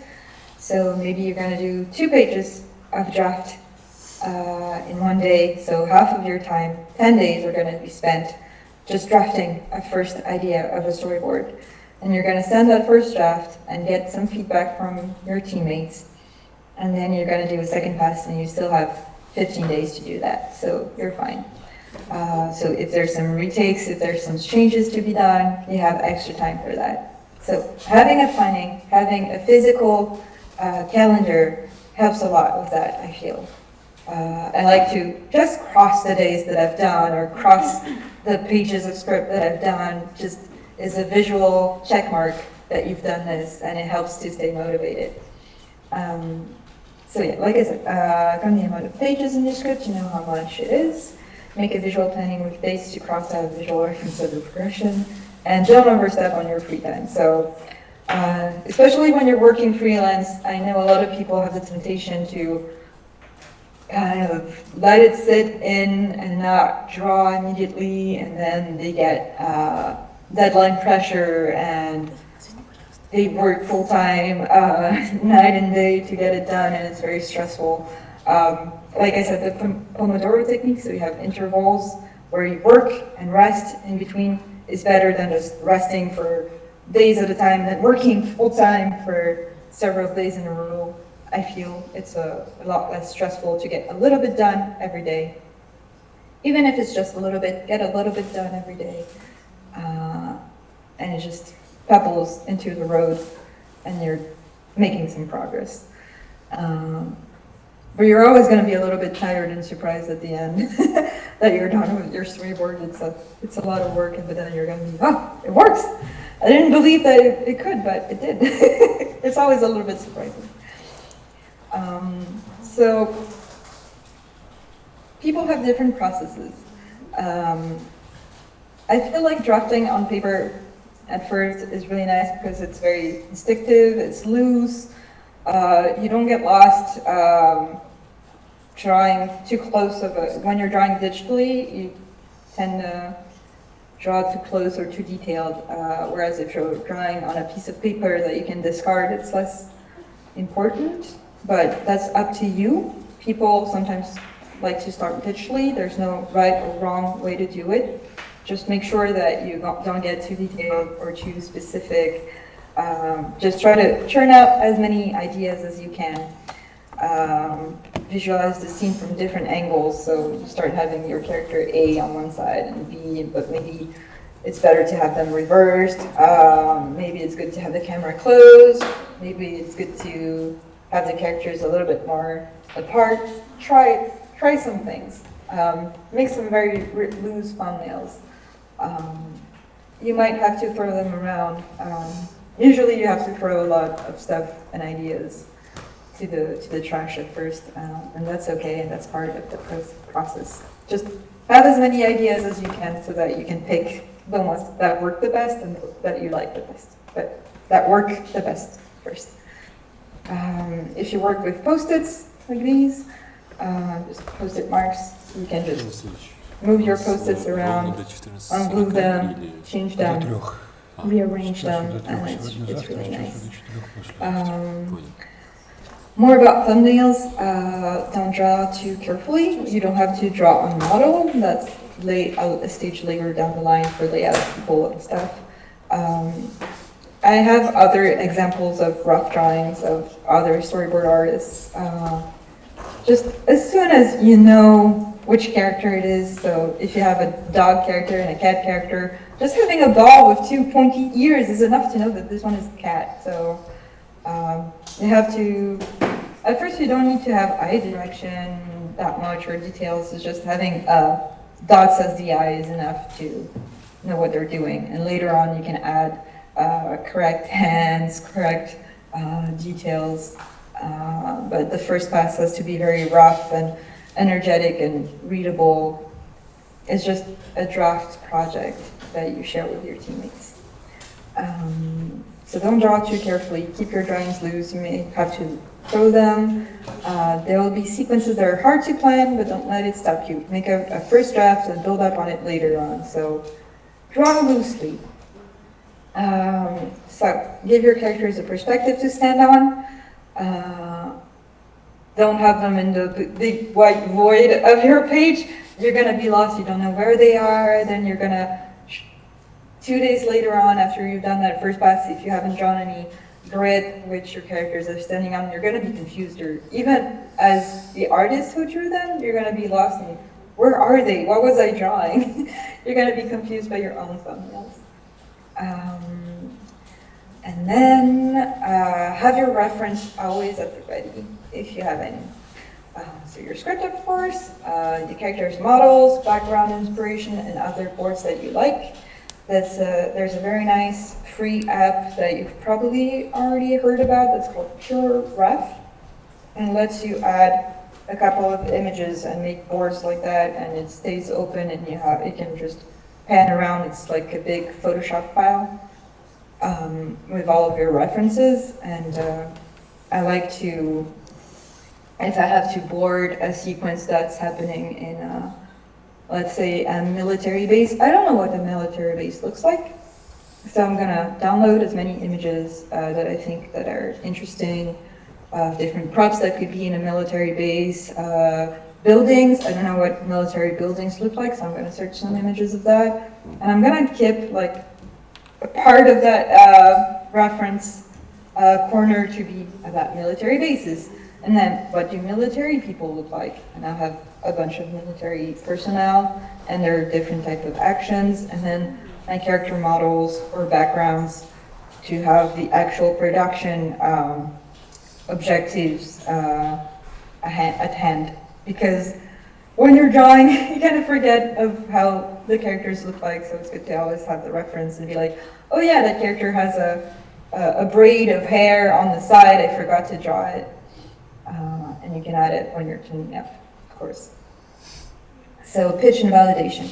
Again, this is in a professional environment, a scenario when you have to interact with a team. It's easier when you're a small team of friends or you're alone and you can communicate more directly or just everything's in your head. But if you're working with a team in a professional environment, you're going to have scheduled meetings to show your progression on your work. So when you're working on a team, on a project with a team that has validation of your storyboard, you need to be able to communicate your ideas. So the storyboard should be readable by itself, but if your team has any questions, you should be able to answer them.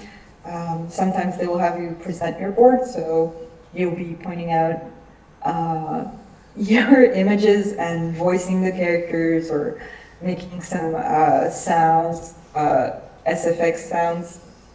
For example, if a car is spinning, you're going to make the car sound start, or if the character is shouting, you're going to be like, ah, making the sound, making it feel alive, so that people can project themselves into your project.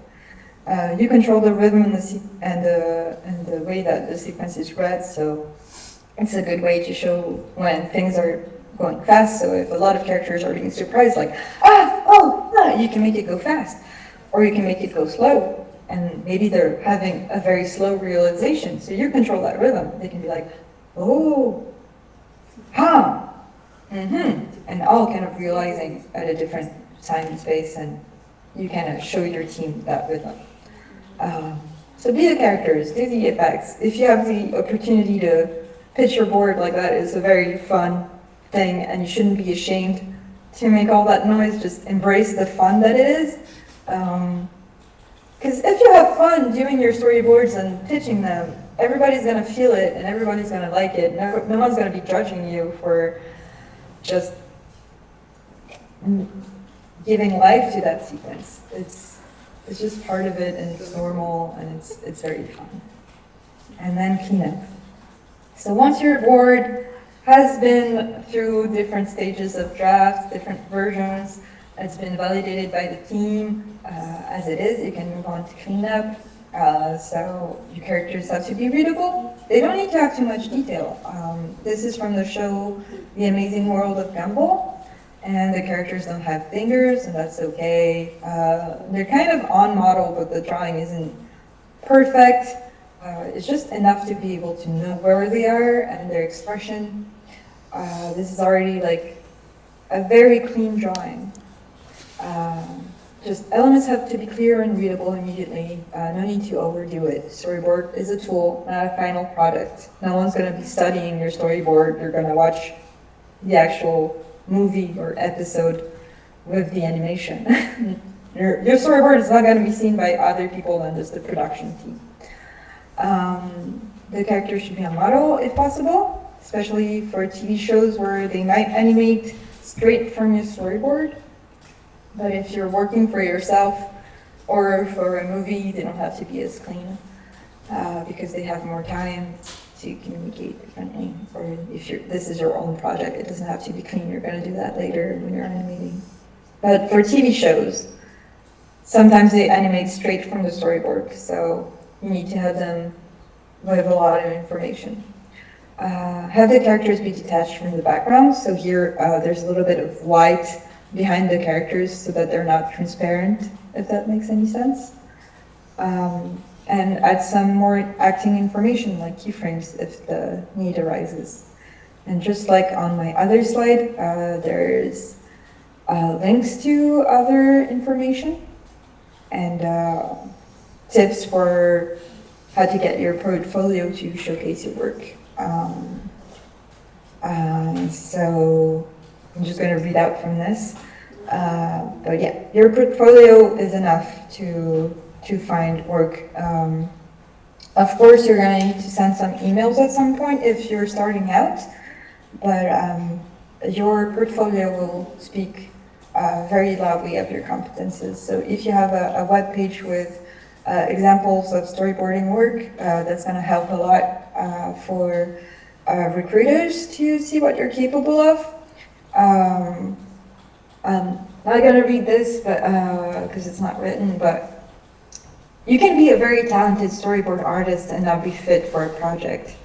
Like I said, action and comedy aren't the same thing. A good storyboard artist for features or action probably won't be the right fit for a preschool sitcom because it needs more simple shot, and sometimes people who are used to making feature films with a lot of action find it hard to do something simple.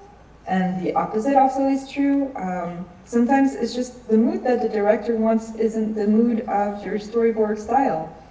And it doesn't make you less of a talented storyboard artist. It's just different fits.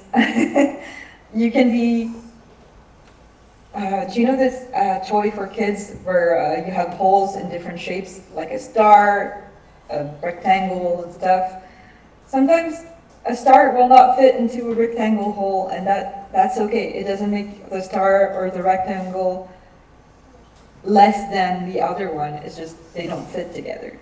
So if you're not a good fit for a project, don't take it as a message that your storyboard work is not good. It's just sometimes it doesn't fit. Yeah. Cinematic principles in filmmaking is 75% of storyboarding. It's a big part of it. So drawing good is not the purpose of storyboards. It's having good composition, it's having good rhythm. So having shots that flow very good and have interesting compositions are what people are looking for. So don't get lost into making pretty drawings for your portfolio. Have storyboards that work. So familiarize yourself with that. Look at examples of storyboards. There's a lot of, especially American TV shows have their crews post like storyboards online, so you can study those. Some Japanese films have storyboard art books. There's not so much for American films as far as I'm aware, but you may be able to find some storyboards example or sequences online. There's some making-ofs on YouTube. You can find sequences like with the final product side by side with the animatic.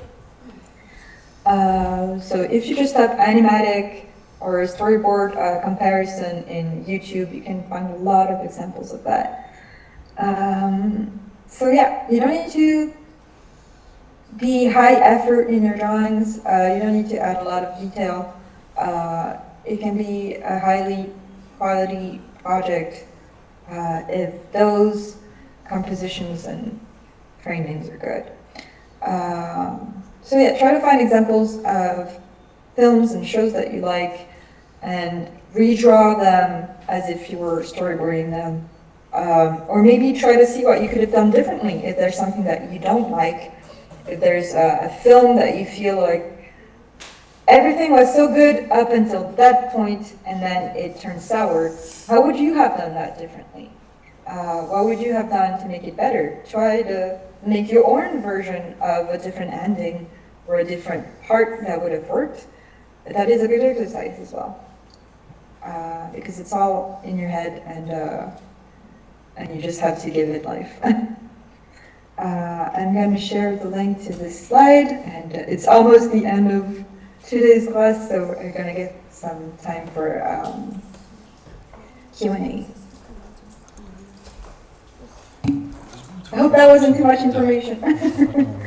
Okay, so I'm a little bit ashamed of asking this question, but is there any way to keep in touch with you after all of this? Because in case if I'll be making my own project, like my own movie, I'd like a little bit of professional insight and some points, you know. So, of course, that is totally okay. I'll share my email in the chat as well. Thank you. And I might not answer right away. It might take me a couple of days because I'm very busy with class, but always make sure that. No, it's all right. Thank you. Let me just take a photo of it. It's okay. So yeah, tomorrow I'm gonna show a little bit more of practical examples of actual storyboards, and try to tackle a little bit of what's the difference between animation, action sequences, storyboards versus emotional or comedic sitcom storyboards. And I was thinking that on Thursday we can do either Q&A or I can give you a prompt tomorrow, and then I can do a little bit of work together on Thursday and have a little bit of practice, or I can review some of your boards. Yes, it's the same time tomorrow. Okay, so I'll have one question as a tutor. As a tutor, I try to make this process as practical as possible.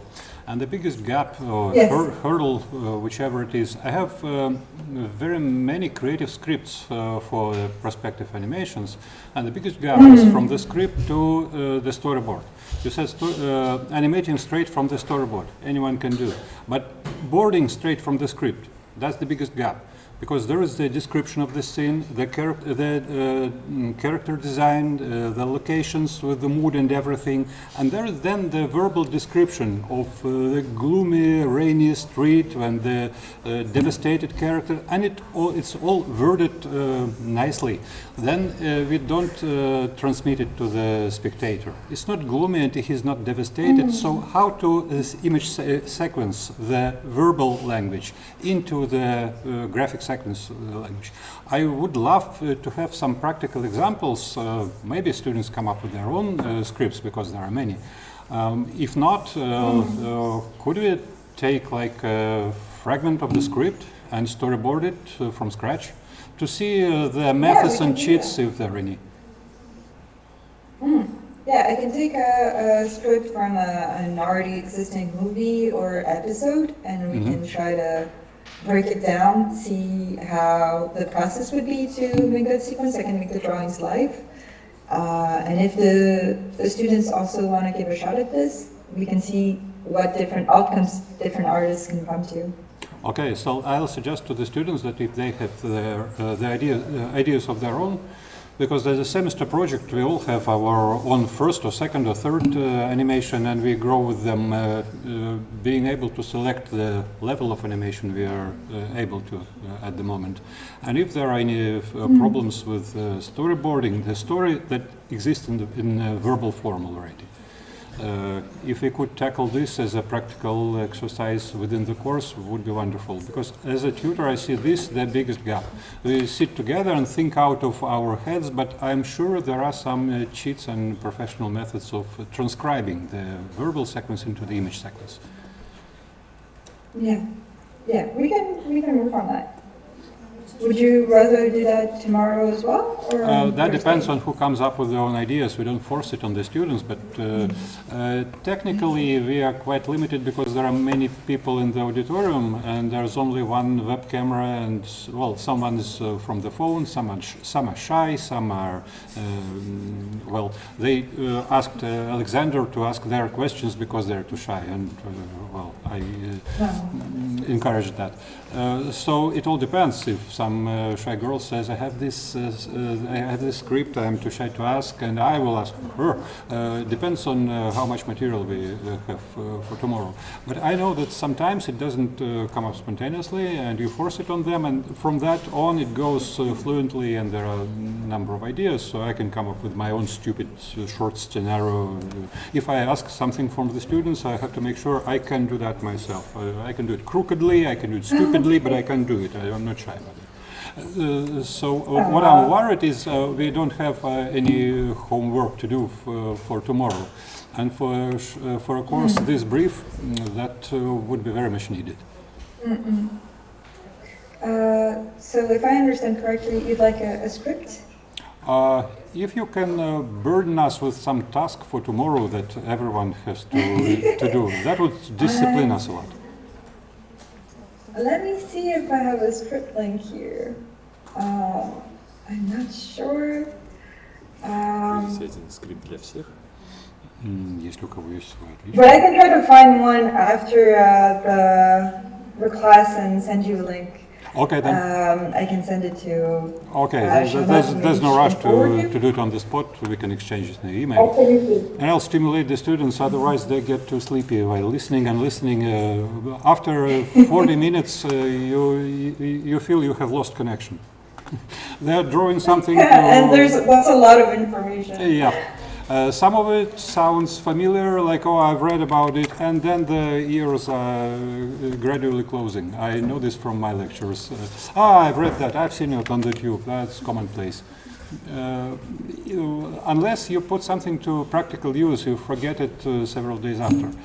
When you have this as a life-saving jacket that allowed you to storyboard something, then you don't have to memorize it, because you now can do it. That's your skill. So I would like to skew it a little bit more to the practical tasks, mini challenges, whatnot, so everyone is worried about if he or she has made it to the next level or to the next stage of the masterclass. If that's possible, that's my wish list.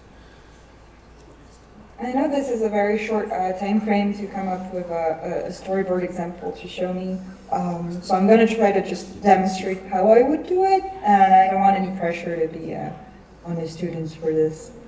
Well, we can make it on the primitive examples. The biggest trouble is to come up with some short enough and funny enough ideas to storyboard. I'm going to see if I can find a very short script, maybe from a short film or an extract from an episode.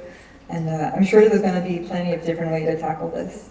We would greatly appreciate that. Thank you. However, you move on your own plan, of course. That's our little personal wish list. Okay. I'm going to try to find a tiny script to send you very fast, but I'm going to do that after the lecture. Okay, thanks a lot. Thank you. Thank you. Thank you so much, Emilie. Thank you.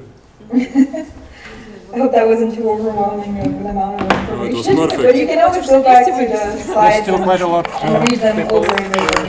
remaining. Some of them have to skip other classes to join ours because we can't send the official schedule too much. But there are many people who survived. They're sitting on the chairs and on the floor as well in the auditorium. I hope we can progress by tomorrow and see what practical use we carried out from the master. Okay. Well, I'll make sure to send you the script very fast. I'll send it to Charlotte by email because I don't know if this chat will still be open. Okay, of course, of course. Thank you. Thanks so much. Okay. Well, I can't wait to see what we're going to do tomorrow. And thank you all for asking so many interesting questions today. And I can't wait for tomorrow. Thank you. That Same. was awesome. Thank you. See you tomorrow then. Thank you. Goodbye. Goodbye. Thank you. Okay. Bye. Bye. Thanks a lot, Charlotte. Looking forward to tomorrow's masterclass. I'll see how many and which students I can extract from other classes because other tutors are quite jealous about their own classes. But I'll manage, I think. Thank you so much, Emilie. It's amazing. I'm really happy with the masterclass as well. Looking forward to tomorrow. Okay. So bye for now. Take care. You Bye. too. Bye. Ну, вот так.